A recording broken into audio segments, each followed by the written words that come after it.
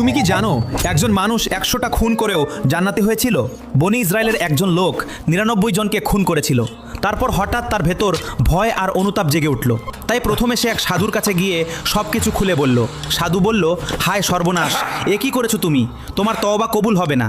সাথে সাথে সে রেগে গিয়ে বলল, যেহেতু আমার মাফ হবে না তাহলে তোকেও মেরে ফেলবো। তারপর সে সাধুকেও খুন করলো। এভাবে 100টি খুন পূর্ণ হলো।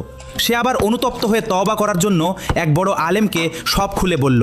আলেম বলল, আল্লাহ অবশ্যই তোমাকে ক্ষমা করবেন যদি খাঁটি মনে তওবা করো। তবে তোমাকে এ শহর ছেড়ে অন্য শহরে চলে যেতে হবে, যেখানে এমন লোকেরা রয়েছে যারা আল্লাহর ইবাদত করে। তারপর লোকটি অন্য শহরে যাওয়ার জন্য প্রস্তুত হলো, কিন্তু ওই শহরে পৌঁছানোর আগেই লোকটি মারা গেল। তারপর রহমতের ও শাস্তির ফেরেশতারা এই খুনি ব্যক্তির রূহ নেওয়া নিয়ে বিতর্ক লাগলো। শাস্তির ফেরেশতারা বলল, এই লোকটি জাহান্নামী, কারণ সে 100টি খুন করেছে। অপরদিকে রহমতের ফেরেশতারা বলল, না, আল্লাহ তাকে মাফ করে দিয়েছে, সে